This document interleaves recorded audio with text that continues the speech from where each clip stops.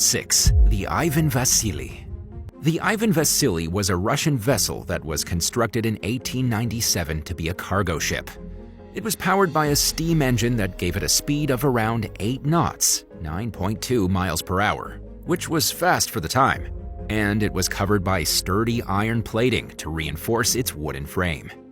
It carried out its duties for 6 years until it was transformed to become a military supply ship in 1903. Thanks to growing tensions between Japan and the Russian Empire. Ivan Vasily was then tasked with transporting cargo to ships between Port Arthur, Manchuria, and Vladivostok. However, it was toward the last section of this journey that things started to go downhill for Ivan Vasily. The ship had to travel more than 3,000 miles, 4,828 kilometers around the southern tip of Africa. And during a stop at Cape Town to replenish its coal supplies for the remainder of the journey, strange events began to occur. A mysterious presence seemed to make itself known to the crew, causing them to feel like they were being watched. They heard phantom footsteps and experienced sudden cold temperatures without explanation. Additionally, the crew began to worsen in mood, leading to arguments and fights breaking out among them for no apparent reason. It wasn't long before the crew's eyes began to play tricks on them, and they started to see visions. A sailor, white as a sheet, ran into the captain's quarters to tell him that he'd spotted a ghostly figure on the deck that had walked toward one of the lifeboats before vanishing. The following night, one of the biggest fights on board broke out, as it seemed like everyone had fallen into a fit of uncontrollable rage. As a result, one of the men even threw himself overboard to his death. The same thing happened the next night, ultimately ending another crew member's life. The strange thing was that after both events, the crew had no idea what had come over them. And rumors quickly began to circulate that there was some sort of malevolent presence on the ship. Eventually, Ivan Vasily reached its destination of Vladivostok. Several men abandoned the ship after reaching the shore, but some of them couldn't wait for the vessel to reach the dock before jumping into the water and swimming to land. Unfortunately for the men that deserted, they were all rounded up again and forced back onto the ship under armed guard. They were then ordered to continue serving on the Ivan Vasily, whose next destination would be Hong Kong. When the ship set sail, the fights and the jumping overboard continued. Just a few days out from their destination of Hong Kong, the captain, Sven Andrist, threw himself off the deck into the freezing waters below. Panic set in amongst the crew, and once they arrived at port in Hong Kong, every single one of them fled the ship, never to return. The Ivan Vasily was left completely empty in its dock, leaving the Russian Navy no choice but to refill it with a brand new crew. This new crew was able to sail toward New South Wales, the ship's next destination, with no issue. That was until the ship pulled into Sydney Harbor and the captain, out of nowhere, took out his pistol and ended his own life. The rest of the men on board, after hearing stories about what had happened to the ship's old crew, refused to go any further. Ivan Vasily then needed a third crew to man her decks. Although it was much trickier this time around, Ivan Vasily was able to set sail for its next destination of San Francisco with a whole new crew. However, there was no reprieve from the strange happenings on board the ship. Before they'd even reached the midway point, 2 men were dead. Another 2 were confined to their quarters after being deemed insane, and the captain had shot himself in the head. By this point, the crew had had enough and diverted the ship's course back to Russia. This time, instead of finding a new crew, the Russian Navy appeared to listen to the fact that the Ivan Vasily was indeed cursed, and sent the ship out to sea to be burned. In one final act of terror, those watching the burning and sinking of the ship reported hearing demonic wails and shrieks from the flaming vessel before it finally sank beneath the waves. 5. The Mary Celeste. On December 5th, 1872, the British vessel called De Gracia was sailing about 400 miles, 644 kilometers, east of the Azores Islands when the crew members saw something highly unusual. It turned out to be the Mary Celeste, a ship that had left New York City 8 days before the Dei Gratia and was supposed to have already arrived in Genoa, Italy. The captain of the Dei Gratia, David Morehouse, was surprised to see the Mary Celeste adrift and decided to offer help. Captain Morehouse then sent a boarding party to investigate the ship. But when they went below decks, they found the ship's charts scattered around and the crew's belongings still in their quarters. The ship's only lifeboat was missing, and one of its 2 pumps had been taken apart. There was also 3.5 feet, 1 meter of water in the ship's bottom, even though the cargo of 1,701 barrels of industrial alcohol was mostly undamaged. All of the other supplies of food and water were still on board, and the fact that there was still a 6-month supply told them that the crew hadn't taken any provisions with them when they mysteriously abandoned the ship.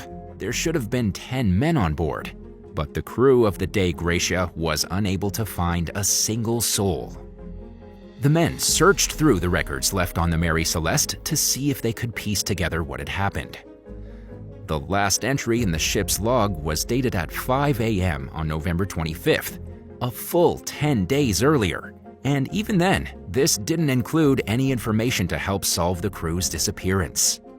This sparked one of the greatest maritime mysteries in history, even inspiring a short story by Sherlock Holmes author Arthur Conan Doyle, and a movie in 1935 starring Bela Lugosi as a homicidal crew member on board the Mary Celeste.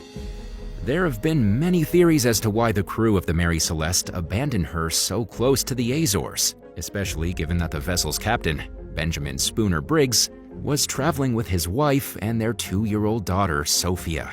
Some people have suggested that because of the water found in the hull and the disassembled pump, Spooner Briggs simply decided that as soon as they saw land, it would be safer to disembark on the lifeboat rather than continue on the Mary Celeste any longer. However, this seems unlikely due to the fact that the ship was still completely seaworthy and even went on to be used for another 12 years after this event. A seasoned captain such as Spooner Briggs would have known that the ship could easily have made it to the Azores for any necessary repairs to be made. Another theory is that some of the barrels of industrial alcohol that the ship was carrying began to emit gas.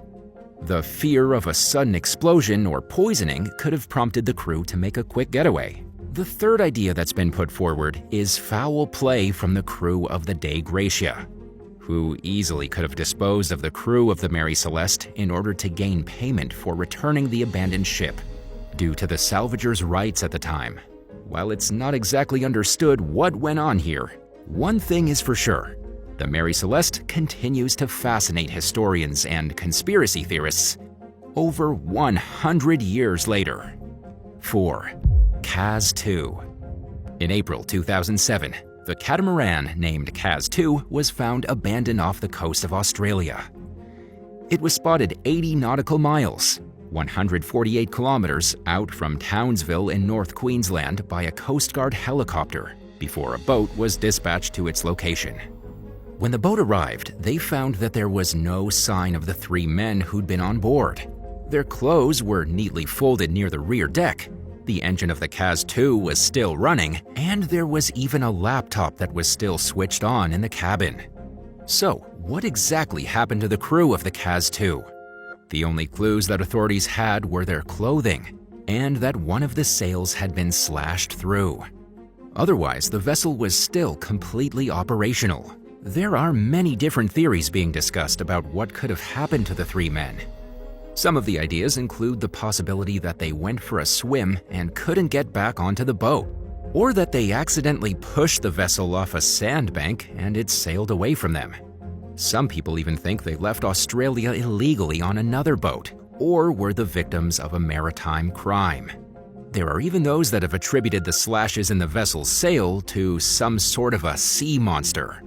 Even more curiously, Kaz 2 had been abandoned for at least 3 days before she was sighted by the Coast Guard helicopter, and had even passed by various fishing vessels without anyone suspecting a thing. Not only that, but a volunteer Coast Guard radio operator had apparently been in contact with the crew hours after they'd supposedly disappeared from the boat. What do you think happened to the crew on board Kaz 2? Let us know in the comments, and don't forget to hit that subscribe button while you're at it.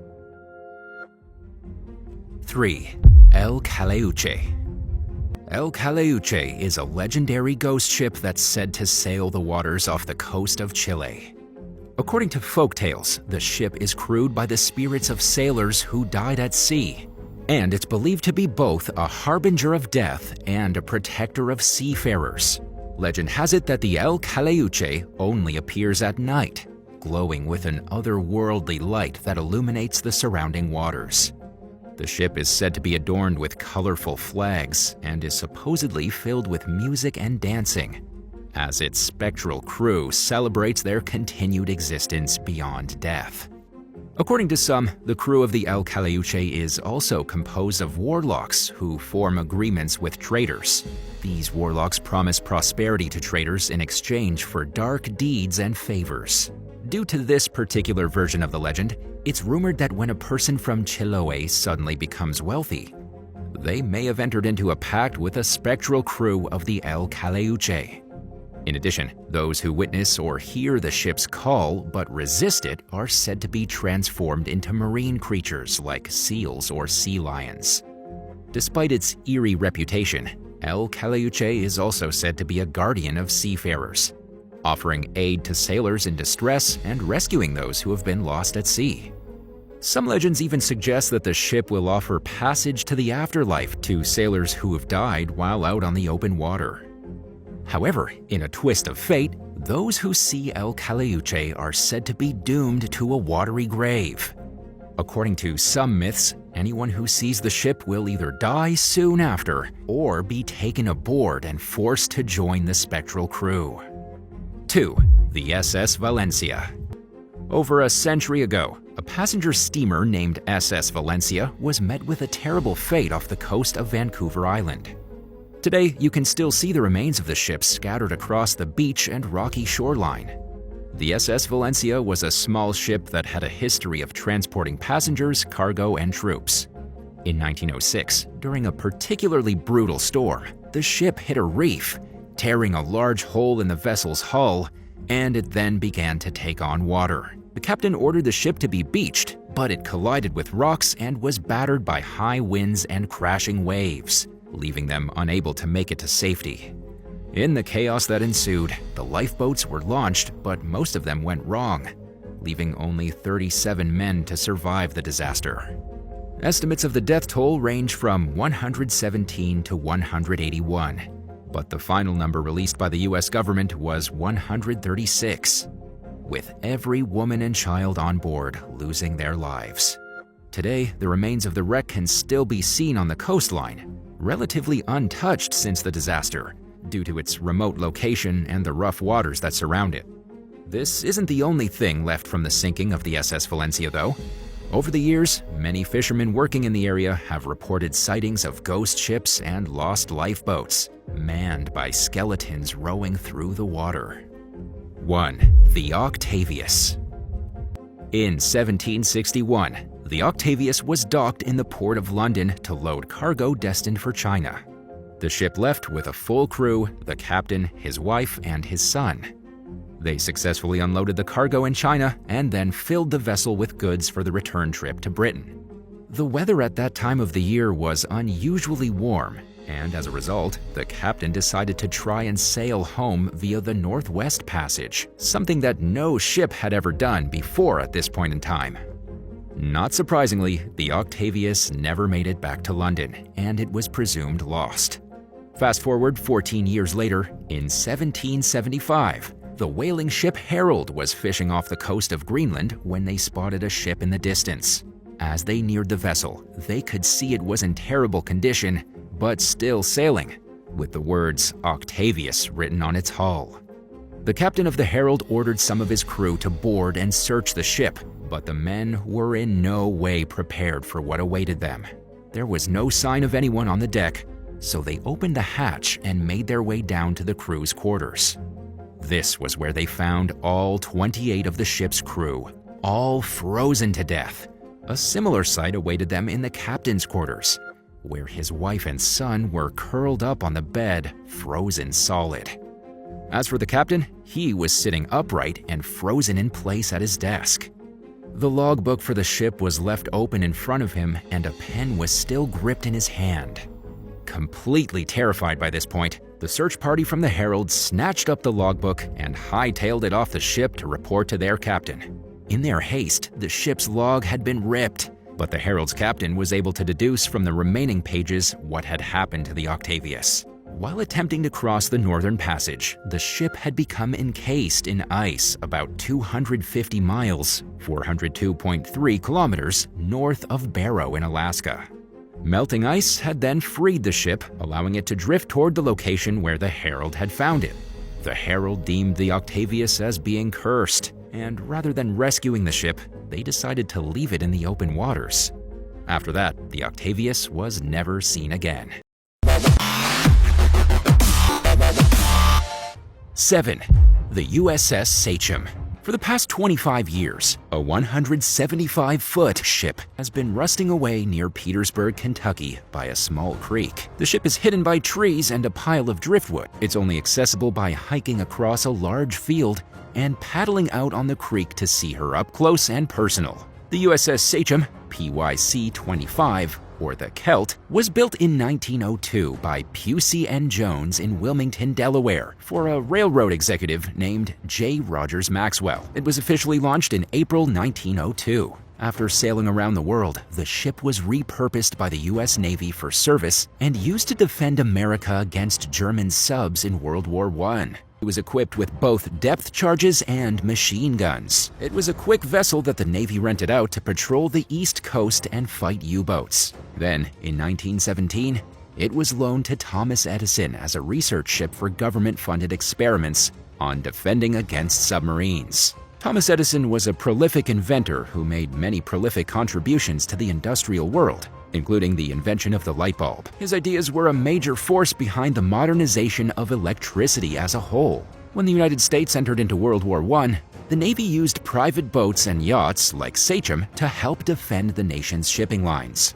With new armaments and sonar, the USS Sachem became an invaluable tool in the battle against Germany. Then, after the fighting, she was sold to a Philadelphia banker named Robert Miller. In 1986, the ship was purchased by a Cincinnati boat enthusiast who decided to take it home and restore it. He took it through the Erie Canal, the Great Lakes, the Mississippi River, and even the Ohio River. He eventually sailed it back to Boone County, Kentucky, where it now rests on Taylor Creek. The ship is a popular sightseeing destination for kayakers who visit her and enjoy the scenery of the surrounding area on their tours. The infamous ghost ship has been featured in several Madonna music videos and even attended Ronald Reagan's relighting of the Statue of Liberty's torch. William Bailey, a 71-year-old New York resident, spent 3 summers on the ship back when she was called the Circle Line Sightseer. He says he had an amazing time and many fond memories of the experience.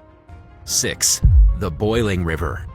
Deep in the heart of the Peruvian Amazon lies a natural wonder that's left scientists speechless for years: the boiling river. This unique geological phenomenon is a river that flows hot, with temperatures reaching as high as 212 degrees Fahrenheit, 100 degrees Celsius in some places. The Boiling River, or the Shanay Timpishka, is a 4-mile-long, 6.4-kilometer river that snakes through the dense jungle. Surrounded by lush green vegetation and the sounds of exotic wildlife, the river is fed by underground hot springs, which heat the water to boiling temperatures. For many years, the locals believed the river was cursed, and they avoided it like the plague. But in recent years, scientists have been studying the Boiling River to try and understand its unique properties. What they've discovered is that the river is home to an ecosystem full of thermophilic organisms, including bacteria, fungi, and even some fish species that have adapted to the temperatures. These organisms have unique adaptations that allow them to thrive in the hot water, like heat-resistant enzymes and proteins. That being said, the Boiling River is still a dangerous place for the majority of organisms.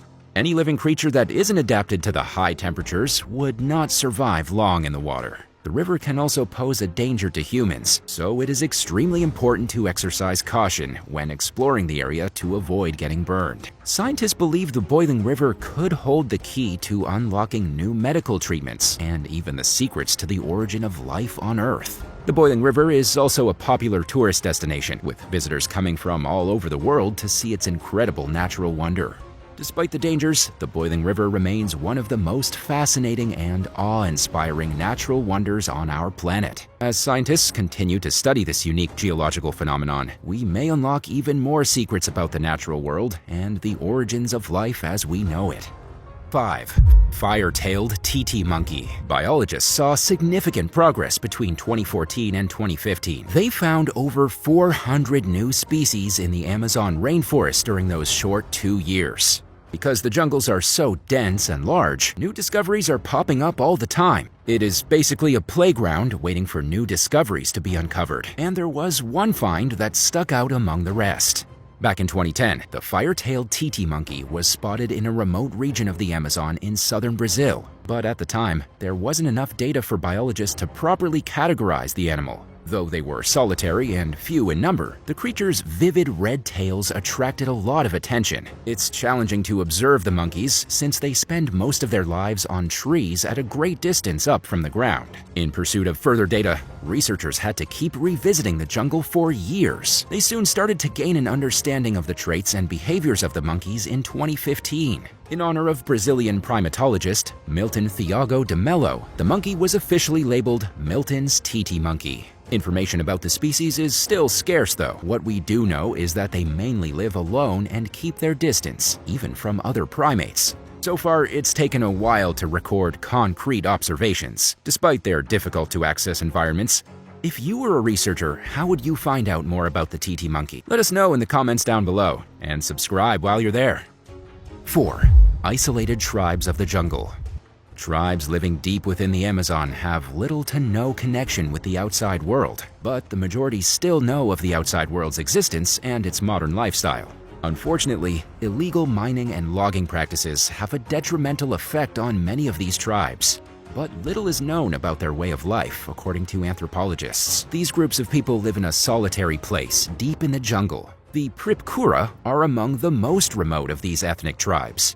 The Pripkura are believed to have only 3 members, 2 brothers, Paki and Tamandua, and their cousin Rita. They are one of the last uncontacted tribes in Brazil and have managed to stay isolated from the outside world despite the increasing encroachment of modern civilization into the rainforest. The Pripkura people live a traditional life, relying on hunting, fishing, and gathering for their survival. They have a deep connection to the forest and its resources, and their culture is intimately tied to the natural world. But the tribe faces multiple threats from illegal logging, mining, and ranching operations, which have destroyed much of their ancestral territory and made it difficult for them to survive. Despite these challenges, the Brazilian government has taken decisive steps to protect the Pirapura people and their land. In 1998, the government created a protected area for the tribe called the Pirapura Indigenous Territory. It covers over 460 square miles of forest and is strictly off-limits to outsiders.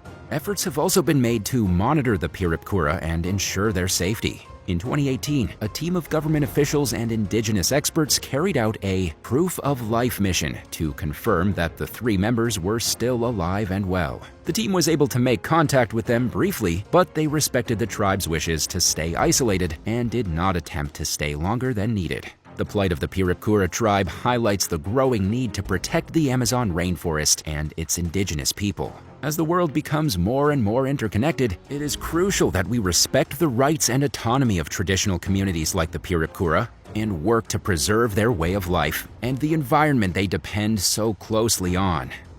3. La Corona. La Corona is an ancient Maya location in the Petén jungles of Guatemala. It was discovered in 1996 and later identified as the source of many limestone reliefs that have popped up on the international art market. The site's original name was Sac Nicte, which means white flower. It was also a court home that played a key role in the political history of the ancient Maya civilization. It was part of a large Maya kingdom that was ruled by a dynasty of Canul rulers, or Snake Kings. They expanded their territory from their home city of Calakmul in Mexico by using La Corona as a relay center for precious stones and other goods from controlled sites farther south. It had a small but densely populated core area. La Corona and other sites like El Peru Huaca and Halmul were involved in a political conflict with another powerful Maya city, Tikal, which was officially conquered by Canul in 562. La Corona also had connections to other Maya regions, such as the central lowlands and the southern highlands. It has many hieroglyphic texts that reveal important information about the culture of the Maya civilization and its political dynamics. Some of these texts refer to historical events that happened at other sites, like the accession of a new king at Calakmul or the arrival of emissaries from faraway lands. Some also mention a date that corresponds to December 21, 2012, which was the end of the 13th Baktun cycle in the Maya calendar. Many people believed it marked the end of the world. Luckily, we're still here. Despite its historical significance and archaeological richness, La Corona is still a secluded and inaccessible site in the Guatemalan jungle. Maybe one day we'll be able to visit. 2. Real-life Tarzan. In 2013, a remarkable story came from the jungles of Vietnam. A father-son duo, Ho Van Tan and Ho Van Lang, were discovered living in a treehouse for 40 years after escaping the war. They had no contact with the outside world during that time and even spoke their own language. The father, Ho Van Tan, was a soldier who fought in the Vietnam War. In 1972, he saw a bomb kill his wife and 2 of his sons. Traumatized by the loss, he took his only surviving son, Ho Van Lang, who was just 2 years old at the time, and ran into the jungle, and they just never came back. The duo survived by hunting animals and eating fruits and vegetables. They wore loincloths made of bark and used tools built from bamboo and stone. Father and son constructed a treehouse 20 feet, 6 meters above the ground to avoid wild animals and floods. They also created several other huts around the area for storage and shelter. They had no idea the war had ended or the world had changed so much. The father never knew how to read or write, so he couldn't teach his son. Eventually, he couldn't speak any language other than their own. Didn't even know about electricity, cars, phones, or other modern inventions. The two lived in complete isolation and harmony with nature. They were found by locals who spotted them out in the forest. The duo was then brought back to civilization and reunited with their relatives. They received medical care and social assistance, but they had a hard time adjusting to the new environment and culture. Missed their jungle home and their simple way of life. The father and son became well known as the real-life Tarzans of Vietnam. Their story fascinated and inspired many people around the world. They proved that humans can survive in extreme conditions and overcome great tragedies. 1. Chicken Church. The Chicken Church is a nickname for a unique building standing on a hill in the forest of Java, Indonesia. It's officially called Gereja Ayam, which translates to Chicken Church in Indonesian. But it was not intended to look like a chicken. It was built by Daniel Alamsyah, a Christian man who had a vision of a dove-shaped house for all kinds of people to worship in. Alamsyah says he had the vision in 1988 after praying nightly. He saw a dove with white wings resting on top of a hill, and a voice apparently asked him to build a place where people of different faiths and backgrounds could come together and pray. He tried to ignore the vision, but he changed his mind after visiting Magalang, a town near the hill he saw in his dream. He believed it was a sign from God and decided to buy the land and get to work building. The construction started in 1992 and lasted for 15 years. Alamsyah used his own money and donations from friends and family to fund the project. He also hired local workers and volunteers.